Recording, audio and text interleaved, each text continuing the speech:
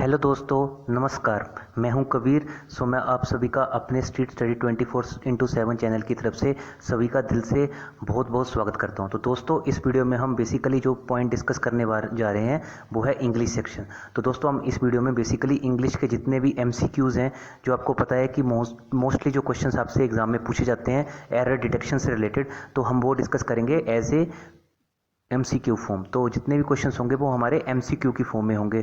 तो दोस्तों, अगर आप चैनल के साथ पहली बार जुड़ रहे हैं तो सब्सक्राइब कर दें, और अगर ये वीडियो अच्छी लगे तो लाइक जरूर करें। तो दोस्तों, let's start the session.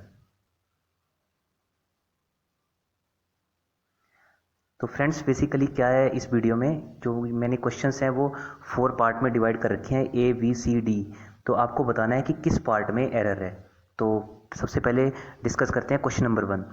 Forecasting for the year to 2050, a UN report estimates that the percentage of urban residents in India would be 52.8, while Delhi would as passed Beijing in the world's most populous city by 2028। तो आपको ये बताना है कि किस part में error है। तो फ्रेंड्स, इसमें जो एरर है वो बेसिकली डी पार्ट में है, लास्ट पार्ट में। तो इसमें क्या है कि जो दिल्ली है वो मोस्ट पॉपुलस सिटी हो जाएगी वर्ल्ड की, तो यहाँ पे मोर की जगह मोस्ट आएगा। फ्रेंड्स, यहाँ पे कंपैरिजन आप देख रहे हो कि दिल्ली बीजिंग के साथ वर्ल्ड की पॉपुलेशन के साथ है कि वर्ल्ड की कैसी पॉपुलस सिटी बन जाएगी। तो आपको पता है, जब संसार की सभी सिटीज़ के साथ कंपैरिजन किया जाता है तो मोस्ट आता है। और मोर कहाँ आता है? जब मैं दो चीज़ों को कंपेयर करता हूँ। अगर मैं ए को बी से कंपेयर करूँ तो मोर आएगा, और जहाँ पे मोर देन 2 थिंग्स हो जाएं, ग्रेटर, अगर 2 से ज़्यादा चीज़ें हो जाएं तो वहाँ पे क्या आता है? मोस्ट आता है। तो replace more by most. Next question is, small businesses which account for a major part of the export universe are being made to invest a disproportionate amount of time, money and resources on GST compliance. तो friends, इसमें बोला गया कि जो भी businesses हैं जो export का काम करते हैं वो कुछ ना कुछ पैसा वो डिसप्रपोर्शनेट अमाउंट को इन्वेस्ट करते हैं and resources on GST compliance, और GST में कुछ ना कुछ उनकी हिस्सेदारी रहती है। तो इसमें कोई भी एरर नहीं है, no error in this question. Next point is, while farm loan waivers appear to be the popular and instant solution to calm descent, they only provide temporary relief and do little to enchant income और prevent future distress। तो इसमें बोला गया है जो farm loan weavers है, आपने देखा होगा महाराष्ट्र की गवर्नमेंट, राजस्थान की गवर्नमेंट बहुत से फार्म लोन वेवर्स लेके आती है। तो इन्होंने इसी चीज़ को बोला है कि while farm loan waivers appear to be the popular and instant solution to calm dissent, they only provide temporary relief and do little to enhance income और prevent future distress.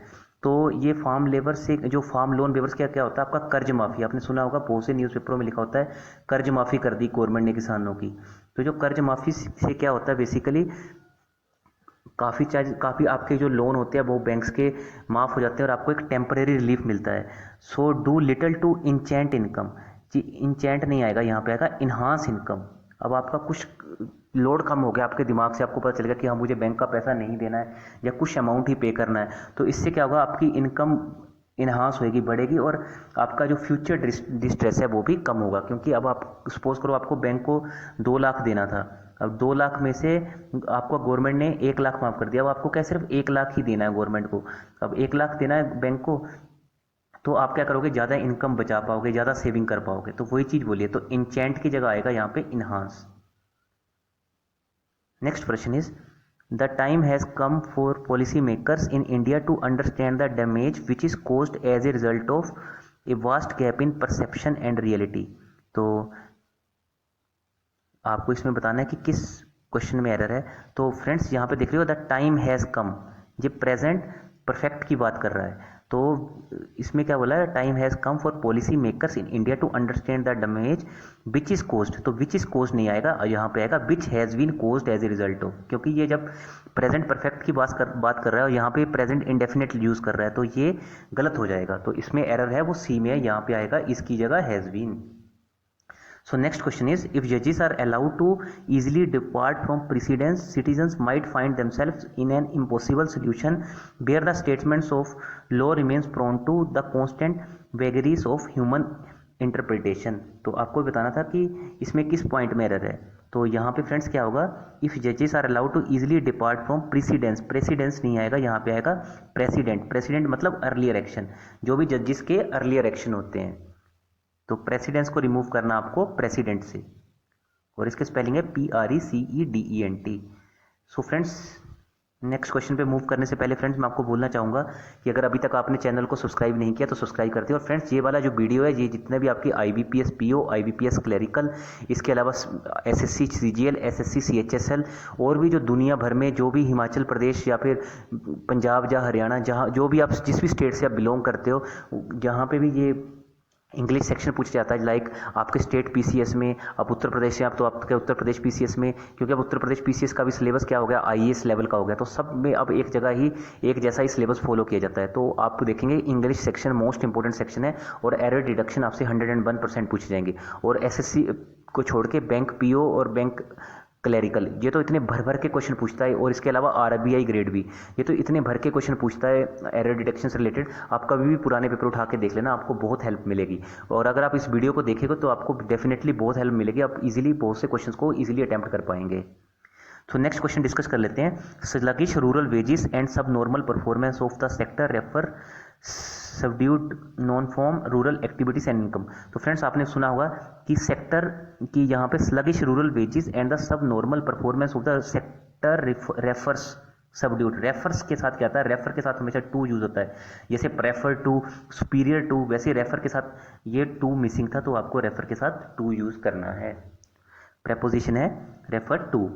Next question is when the election results were announced, the supporters of the losing candidate sent on rampage smashing cars and buses। तो जैसे ही election का result आया तो supporters ने अपना जो losing candidate थे उन्होंने क्या किया, बसें जलानी शुरू कर दी, कारें जलानी शुरू कर दी और बहुत भगदड़ मचा दी। तो of the losing candidate sent की जगह आएगा वेंट, क्योंकि वो इस दिशा में चले गए थे, तो यहाँ पे सेंट की जगह क्या आएगा, वेंट।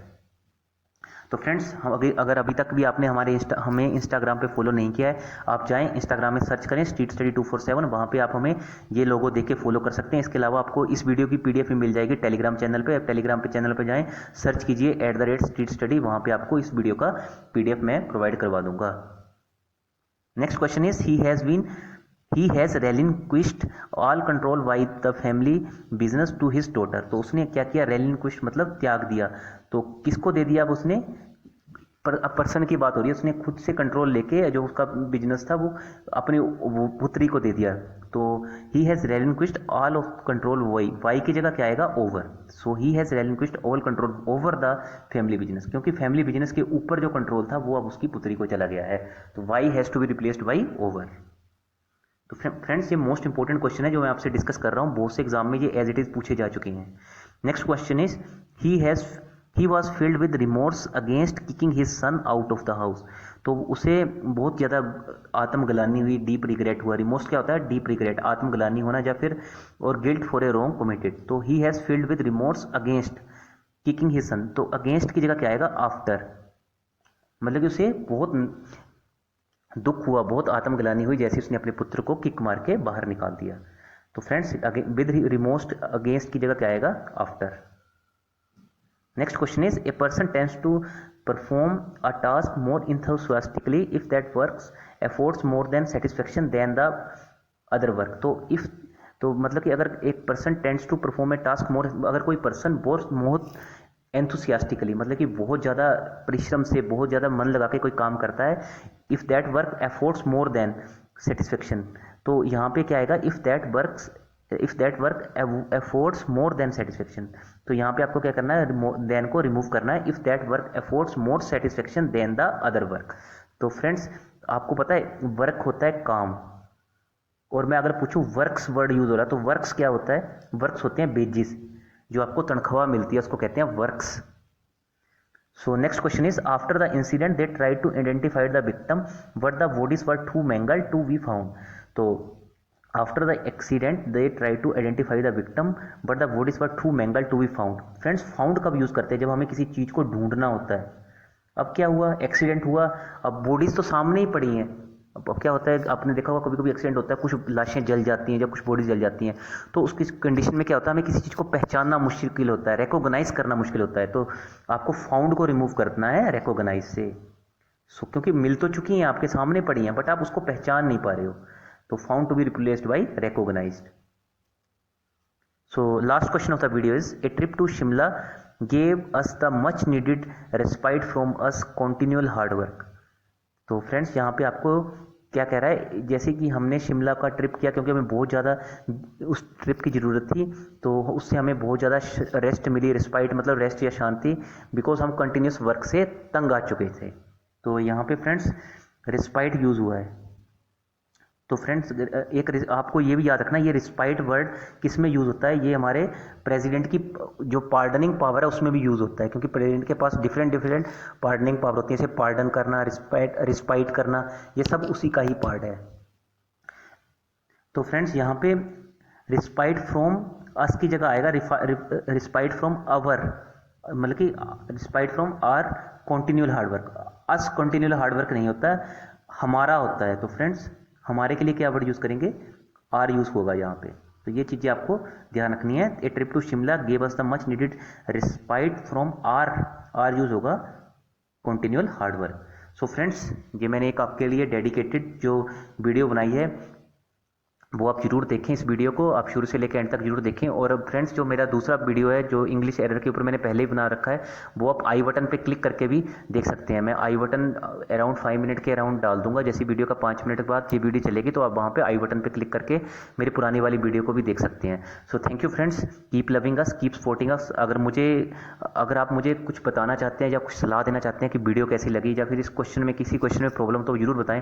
हो सकता है मेरे से भी कुछ गलतियाँ हो जाएँ, तो उसके लिए मैं आपसे क्षमा मांगता हूँ। बट अगर फिर भी आपको लगता है, क्योंकि मुझे खुद लगता है कि अगर कोई मेरी गलती हो जाती है तो मुझे उससे खुद को सुधारने का मौका मिलता है, क्योंकि अगर मैं गलती करूंगा नहीं तो मैं खुद को कैसे सुधारूंगा।